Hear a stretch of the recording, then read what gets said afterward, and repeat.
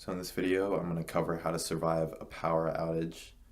And this is going to be for a short-term 1 to 2 day power outage, not a long-term power outage. I'm going to give some tips and some things that you can do to prepare today for a power outage, so you'll be all set and prepared and ready to go.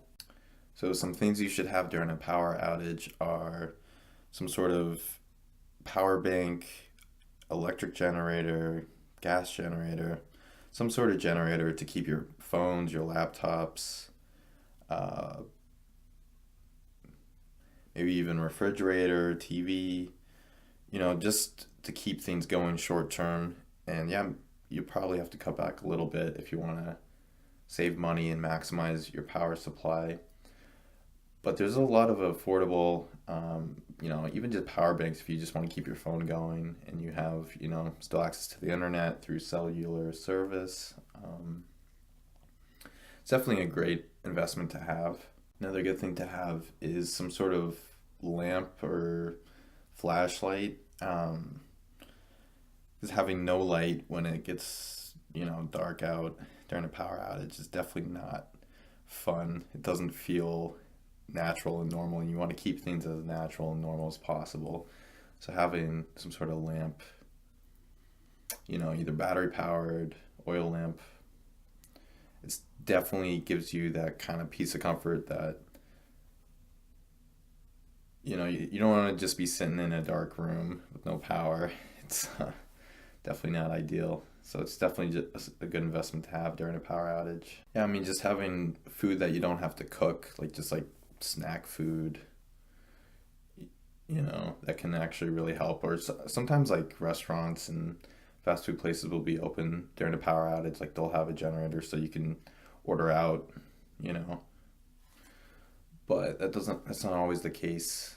Also, another thing you want to think about is you don't want to open your refrigerator if you don't have to, because every time you open your refrigerator, it drops a couple degrees in the temperature. And your fridge, can actually keep food good for at least like a couple hours, or maybe even up to a day, depending on what it is and how warm it is outside.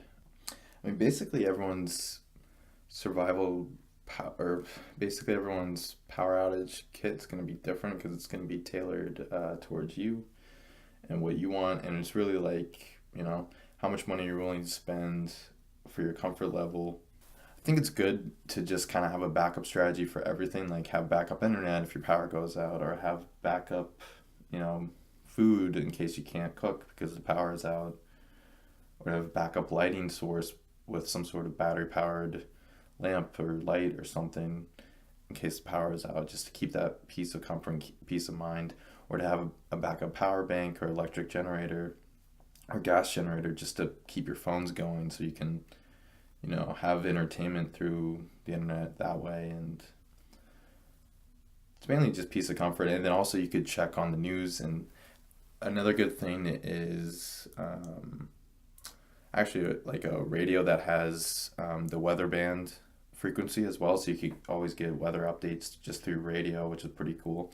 And there's a lot of affordable radios that have like solar power, and they could also be charged with hand crank, which is great. So also you could get entertainment through that way as well, just through FM, AM radio.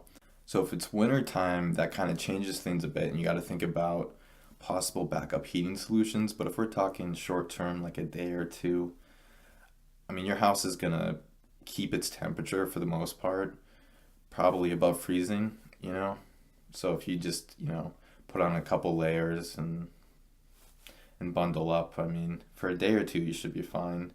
But if it's longer term, that's where it starts to become an issue. And it's like, yeah, maybe you should have like a wood stove set up, or like a kerosene heater set up. Something you could have for your house just that's doesn't require any electricity to heat up. That's one thing that a lot of people don't think about is like, yeah, you need food and water to survive, but if you don't, like if it's too cold out, like that'll, you can't survive when it's too cold. So, but yeah, I'll have a separate video talking about different heating supplies and stuff like that. Um, but yeah, that's pretty much it. If you like this video, give it a thumbs up and subscribe for more content like this. Thanks for watching.